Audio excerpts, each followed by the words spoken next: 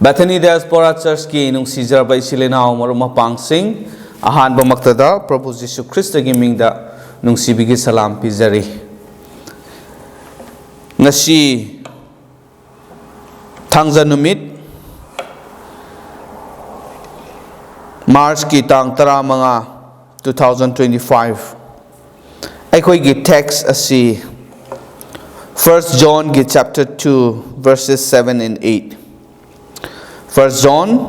chapter 2 verses 7 amadi 8 asi aikoi pagani ngasi gi message asi gi title asi No New Commandment Manipuri da ANOUBA YATHANG ama iba NATTE isilinaw sing Ishor gi nungsibasi asuki matik chawi ngasi su aikoi laifam dagi mahaki wahai asi ta nanabagi damakta apaba matam bibiduna aikoi mayam hojik sem saduna lay isona aikoi bu ngangbiba sokbiba oisanu ngasigi aikoi gi text asi Manipuri gi Bible da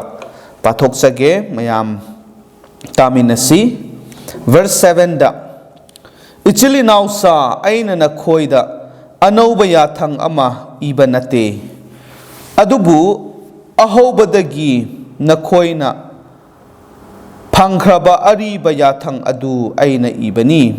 ariba yathang adudi na khoina ahobadagi taraba wa aduni amuk hanna aina na khoida ANOUBA YATHANG ama iri masi mangonda amasung na khoida achumbani maramdi amamba adu laukhre haukhre amasung haujik achumba mangan adu ngalare isilinaw sing ngasi aikhoina pathokliba sastra gi mafam asi aikoi yengba matamda John Apostle John na iribasi karigino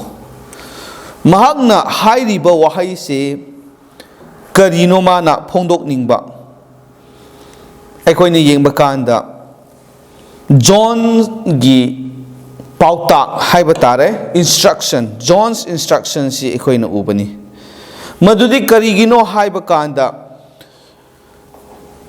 mi kaya marumna masigi ANOUBA YATHANG haiba sida natraga Apostle John na sandokliba wapau sing asi taba matamda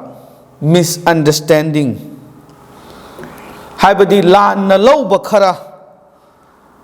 lairakpa masigi danger asi laiba maramna mahakna masigi instruction asi pibani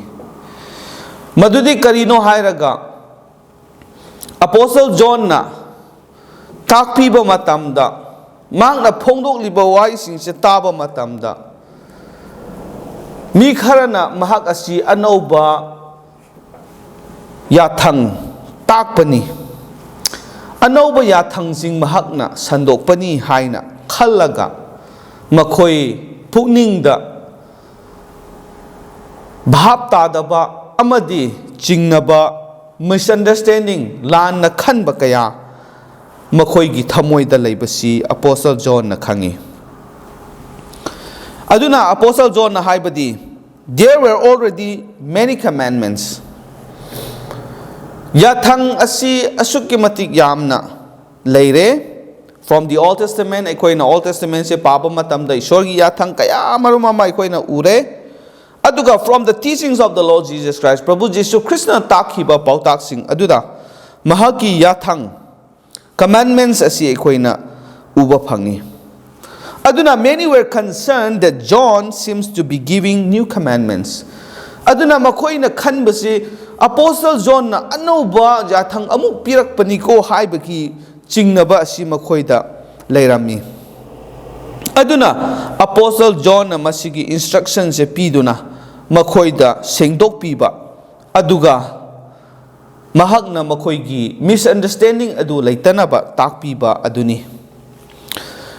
aduna aikoina su masi paba matamda what are these new commandments anauba yathang hairibasi karino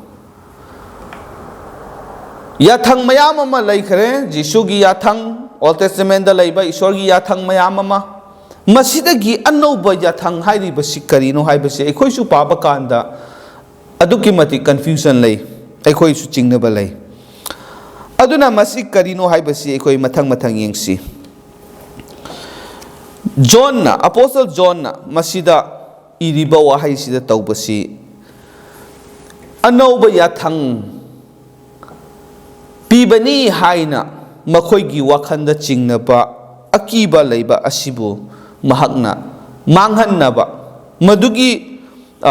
misunderstanding madugi lanna khanba wakhan adu lawthoknanaba mahakna masi haibani he insisted that he was not giving any new commandments at all mana haibadi aina na khoida anauba yathang piba sukna natte aina tawriba adudi aina na khoida hairiba asidi to correct wrong teachings aranba chumdaba mayam adu takpiba mayam adu madubu chumthokpibani na khoida masini Apostle Paul na phongdok Apostle John na phongdok pase na khoina chingnaba adu madu na khoina khanbadu adumaina aina anauba yathang asi piraga na khoibu kihanba nate na khoina tariba mayam ama chumdaba aranba takpiba kaya adubu aina chumthokpibani to give fresh insights aina na khoida khanghanning basidi na khoida anauba hena phajaba hena sengna ishorgi yathang sing asi khangnanaba na khoida takpi bani haibani to encourage many to walk with God properly ishorga loinaba asi yamna phajana chumna loinaba ngamnanabagi damakta loinaba yananabagi damakta aina na khoibu instruction asi pibani aina masi hairibani haibasi Apostle John haibani to inspire people to practice their faith Apostle John na tawbasi makhoi gi thajabada phajana practice tawba makhoi gi thajaba asibu thabakta pangthokpada chumna phajana tawba yananaba mahakna makhoibu pukning chingsanbibani aduga to instruct people to become or to be more discerning Ishorgi Sastra Ishorgi yathang khangbasi khajikatang clear oidaba sengna khangdaba mayam adubu henna sengningai henna phajana khangningai manung changna Ishorgi yathang sing asi khangba bhab taba yananabagi damakta instruct tawbani takpi bani haibasini he was not giving new commandments at all kaidonung dasu mahagna anauba yathang sing piba laite haibasi aikoina mahaki chithi asida uba phangbani isili now sing ariba hana lairamba commandment yathang haibasi aikoini yengba kanda ngasai haikibaduni Old Testament gi lairik sing asida yengba kanda Ishwar gi yathang mayam ure Jisu Christ gi yathang mayam ure madu all commandment ni yathang sing ariba yathang sing aduna Apostle John na tawribadi what John was teaching he was teaching something that the believers had known makhoina khanglam khraba suklai leitaba suklai leiramdaba sukhang khanglamdaba yathang adu mahakna anauba puthola aga semba natraga takpa nate hana leiram khraba makhoina khanglam khraba adugumba yathang sing adu mahakna takpani haibani his teaching was to reteach an old commandment ariba yathang adubu amuk nauna takpiba haibani amuk nौना ताकपीबा amuk refresh oihanba masina takpadi mahakna takliba yathang asi anouba yathang natte leiram khraba yathang adu nohona na takpiba henna manung changna henna sengna takpiba henna phajana khanghanba madu khaktani mahakna tawbasi masi aikoida phajana su takpire ichilinaw sa aina na khoida anouba yathang ama iba nate adubu ahobadagi na khoina phangkhraba ariba yathang adu aina ibani hebani masida yamna clear oire aduna aikoina apostle John na ikiba lyric asi parakpa matamda chapter 1 da for example aikoina yengsi the subject of sin pap ki maram da mahakna iye John na haibadi mahakna pap ki maram da iba matamda kanagumba man ai pap khangde ai pap taude ai pap chende hairabadi mahak chinthi bani madudagi hena sathi badi ishorbu chinthi ba minam batahan bani haibani ichili nausing aduna pap ki maram da mahakna phajana sengna takpi basi ekoina chapter 1 da we John was consistent in his teaching mahaki takpi ba sida consistent oina mahakna tai he had not added anything new at all mahakna anouba karimata hapchan ba sajalaga semjalaga takpa kalsul yaude leite ani subada 1 John ki chapter 2 asi ekoina ahoba verses sing asi paba kanda the keeping of God's word ishorgi wahaibu inba ishorgi wahaibu latpa thamba haibasigi maramda mahakna phajana takpi true knowledge of God tasengna ishorbu asengba tasengna khanglabadi mahakki wahai su aikoina chetna thamgani ingani the practice of faith in God ishorgi thajaba se aikoina thajai haiba khaktana yade thabakta uthokpa adu achumbani haibasi apostle John na takpasi masida aikoina ubu phangi aduna none of these topics were new masimana takpiriba pap ki maramda takpiba aduga ishorgi maramda khangba ishorgi wahai inba asigi matangda takpasi ichilinaw sing tasengna mak masi anouba karisu nate hana leiram khraba hana taklam khraba adubu mahakna nauhona na takpani aduna ichilinaw sing ekoi masi ekoi paba kanda kari ningsingi Jesus Christa gi maramda ekoina ningsingba lai madudi Matthew chapter 5 ki verses 17 to 20 ase paba kanda ekoina masida phajana uba phangba lai madudi karino hairaga do not think that I came to destroy the law or the prophets aina yathang sing asi thugaiba manganba lakpa nati haibani Jesus Christana I did not come to destroy but to fulfill aina madu thugaiba manganba lakpa nati adumak pu mapung phahanba lakpani haibasi Jesus Christa masamakna mahaki chinban makna phongdokpa wahaini chilinaw sing aduga verse 18 da Manipuri gi Bible da pasi smaina Jesus na haibani verse 18 okay 17 dagi ai pathok chage aina wayen yathang natraga wa takthokpa mi singi wa adu manghanba lakpani haina khanganu aina manghanba lakpa nate adubu thunghanba lakpani aina na khoida tasengna hairi atia amasung malem mangdriba phawba wayen yathang adudagi apikpa mayek natraga layi amatasu pumnamak thungdriba phawba mangloi maram aduna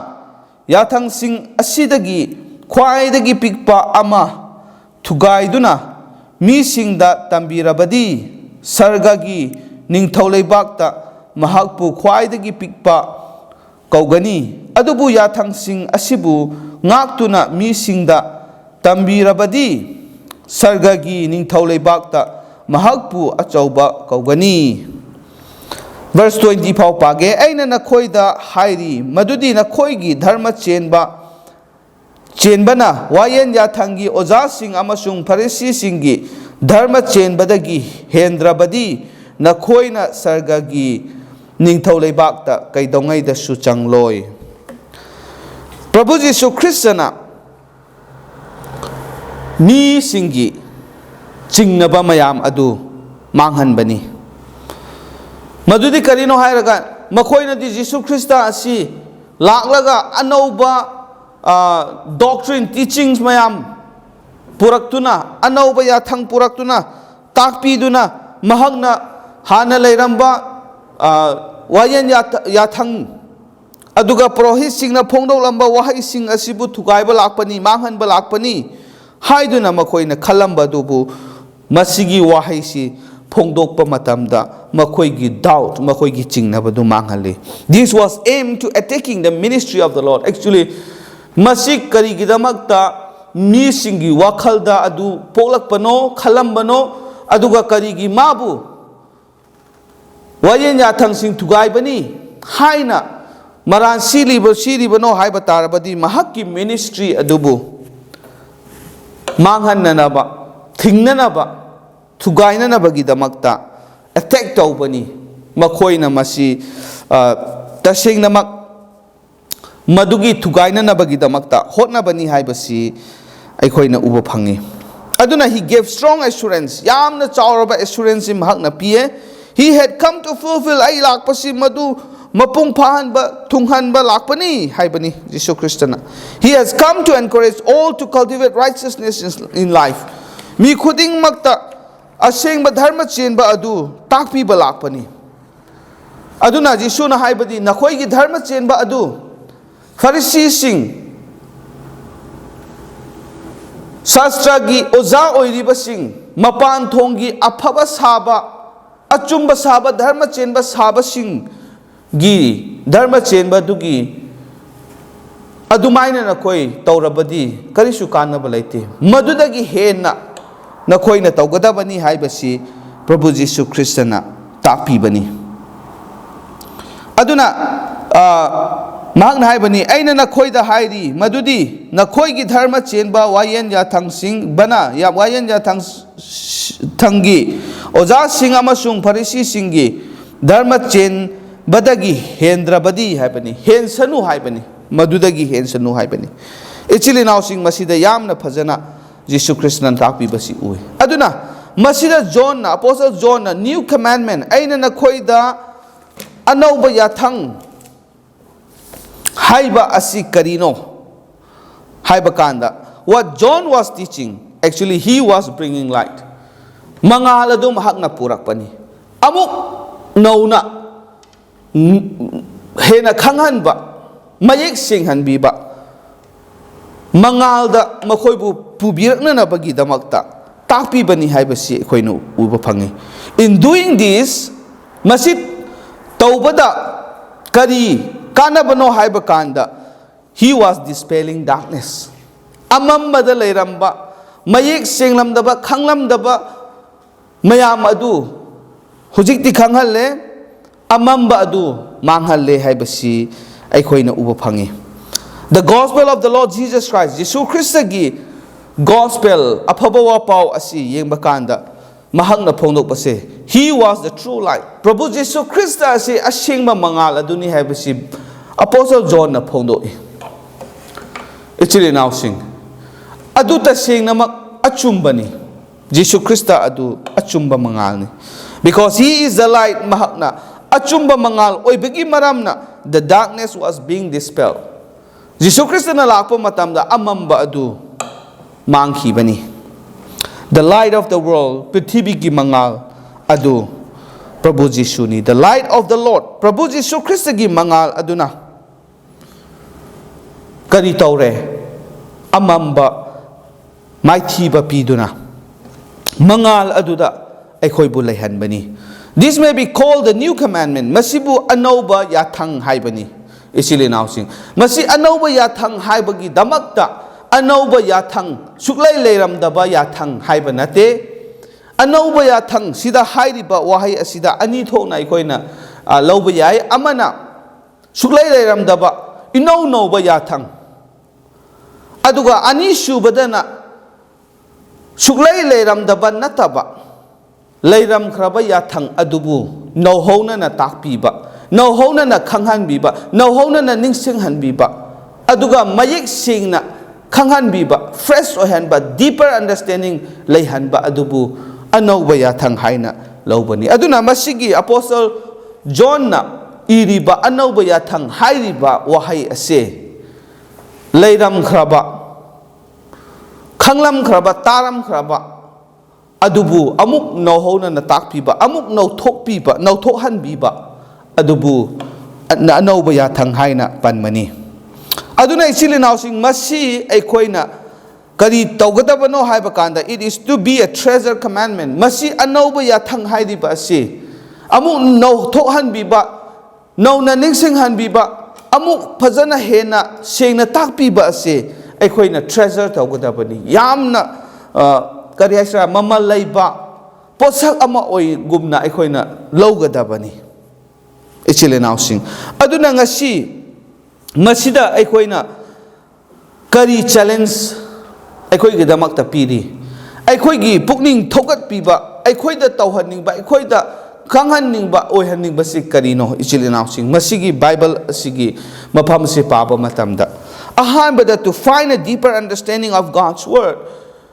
ꯏꯁꯣꯔꯒꯤ ꯋꯥꯍꯩ ꯑꯁꯤ ꯑꯩꯈꯣꯏꯅ ꯃꯄꯥꯟꯊꯣꯡꯒꯤ ꯈꯔ ꯈꯛꯇꯪ ꯈꯪꯕꯗꯨꯅ ꯑꯩꯈꯣꯏꯅ ꯂꯩꯔꯕꯗꯤ ꯃꯗꯨ ꯃꯄꯨꯡ ꯐꯥꯗꯦ ꯑꯗꯨꯅ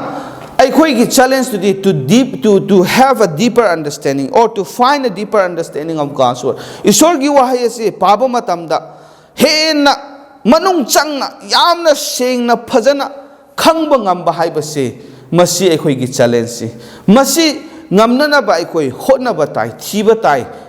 ꯄꯥꯕ ꯇꯥꯏ ꯁ꯭ꯇꯗꯤ ꯇꯧꯕ ꯇꯥꯏ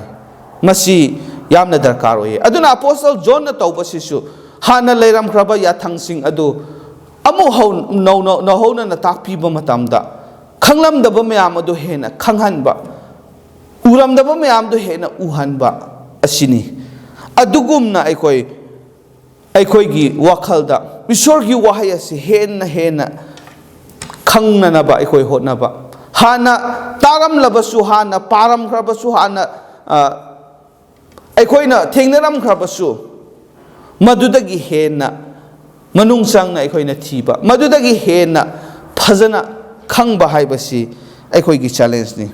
it may seem to be a new commandment madu anauba wahai anauba yathang oina ꯑꯩꯈꯣꯏꯅ ꯎꯕꯁꯨ ꯌꯥꯏ ꯑꯗꯨꯃꯛꯄꯨ ꯃꯁꯤ ꯇꯁꯦꯡꯅꯃꯛ ꯍꯥꯏꯔꯕꯗꯤ ꯂꯩꯔꯝꯈ꯭ꯔꯕ ꯌꯥꯊꯪ ꯇꯥꯛꯄꯤꯔꯝꯈ꯭ꯔꯕ ꯌꯥꯊꯪ ꯑꯗꯨꯉꯛꯇꯅꯤ ꯍꯥꯏꯕꯁꯤ ꯑꯩꯈꯣꯏꯅ ꯈꯪꯒꯗꯕꯅꯤ ꯑꯗꯨꯅ ꯑꯩꯈꯣꯏ ꯑꯃꯨꯛ ꯅꯧꯅ ꯇꯥꯛꯄꯤꯕ ꯃꯇꯝꯗ ꯍꯥꯟꯅ ꯂꯩꯔꯝꯕ ꯍꯥꯟꯅ ꯇꯥꯔꯝꯕ ꯑꯗꯨꯗꯒꯤ ꯍꯦꯟꯅ ꯐꯖꯅ ꯑꯩꯈꯣꯏ ꯈꯪꯅꯅꯕꯒꯤꯗꯃꯛꯇꯅꯤ ꯑꯗꯨꯅ ꯃꯁꯤ ꯑꯩꯈꯣꯏ ꯂꯥꯟꯅ ꯂꯧꯅꯤꯡꯉꯥꯏ ꯀꯔꯤꯁꯨ ꯂꯩꯇꯦ ꯏꯁꯣꯔꯒꯤ ꯌꯥꯊꯪ ꯑꯁꯤ ꯑꯩꯈꯣꯏꯒꯤꯗꯃꯛꯇ ꯍꯦꯟꯅ ꯃꯌꯦꯛ ꯁꯦꯡꯍꯜꯂꯦ ꯍꯥꯏꯕꯁꯤ ꯑꯩꯈꯣꯏꯒꯤꯗꯃꯛꯇ ꯂꯥꯏꯕꯛ ꯐꯕꯅꯤ ꯑꯗꯨꯅ darkness disappears when light comes ꯃꯝꯗꯨꯅ ꯂꯩꯔꯝꯕ ꯑꯗꯨ ꯃꯉꯥꯜ ꯂꯥꯛꯄ ꯃꯇꯝꯗ ꯑꯃꯝꯕꯗꯨ ꯂꯣꯏꯅ ꯃꯥꯡꯍꯜꯂꯦ the Lord Jesus is that true light madugi mangal adu achumba mangal adu Prabhu Jisu Krista aduni he came to fulfill the scriptures taibang panda Jisu Krista na lapo matamda Ishorgi wayen yathang sing adu manghan na nabalakpa nate mapungpahan na nabagidamak talakpa ni khuding ma adu tawbalakpa ni mahaki punsida aduna aikoina Matthew chapter 4 gi verses 13 to 17 papa matamda masi aikoina amuk hana Jisu Krista gi maramda uba phangi Jisu Krista si Nazareth ta chawrakpani adumakpu Nazareth tagi mahak Capernaum da honglai karigi maramna mahaki pautaksing adu thazabi daba tabi daba thausabi dabagi damaktani aduna aikoina masigi Bible gi mafam Matthew chapter 4 gi verses 13 to 17 se paba kanda hena khangi ai pathok chage mahakna Nazareth thadokutuna chatkhraga Capernaumda leirami masi Zebulun amasung Naphtali gi leibakta leiba pat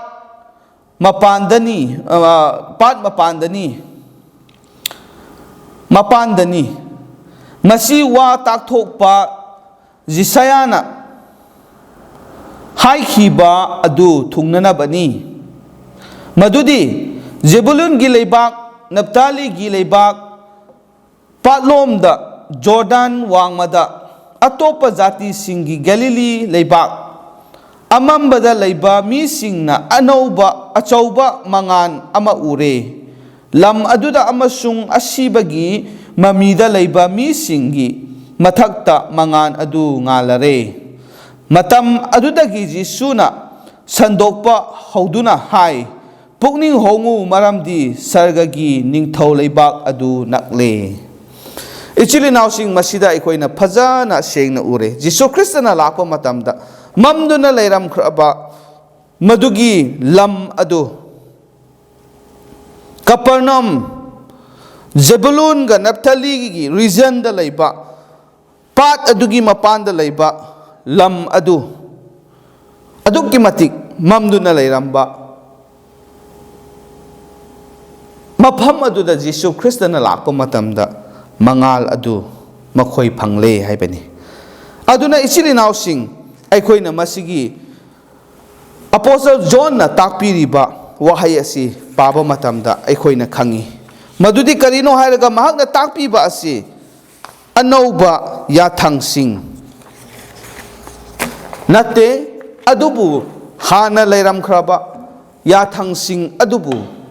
nauhona na takpiba khanghanbani mapung phana akhoi madu innanaba mapung phana madu akhoi khangnanaba mapung phana akhoi madugi matung inna chatpa ngamnanaba takpibani amu hanna ningsing hanbibani amu hanna akhoi bu nauhona na takpibani henna manung changna henna mayek sengna khangnanabagi damakta takpibani haibasi akhoi na uba phangi mamduna leiramba mayam adubu Prabhu Jisu Kristagi achumba mangal adugi mapana loina amambado inthokutuna manghanduna mangal adu pibire haibasi Apostle John na phongdokpani adu oiba tarabadi masida karisu ANOUBA leite adumakpu aikoina phajana munna masi study tawraga khangba matamda masi aikoina aikoigi thamoida chingnaba leiba mayam adu kokani aduga aikoi hena masibu treasure tawgani hena aikoi harauba phawgani maramdi aikoina khanglamdaba aikoina uramdaba aikoina sengna practice tawramdaba mayam adu taunanaba khangnanaba Apostle John na amuk hanna takpibani haibasi aikoina uba phangi aduna ichili nausing aikoi khudingmaki thamoi nungda honasi isorgi wahai asi hena phajana aikoi manung changna khangba ngamnanaba aikoi honasi isona loina bibasu oisunu pangal pina bibo oisunu prathana tausi thagachari paison haki ningsibagi mapalna ngasi haki wahai asi koi pamina duna Apostle John na mayek sengna takpiba mahangna iriba takpiba sing asi ANOUBA yathang natte adubu hana leiram khraba nahaki sastrada phanghraba wayan yathang sing adubu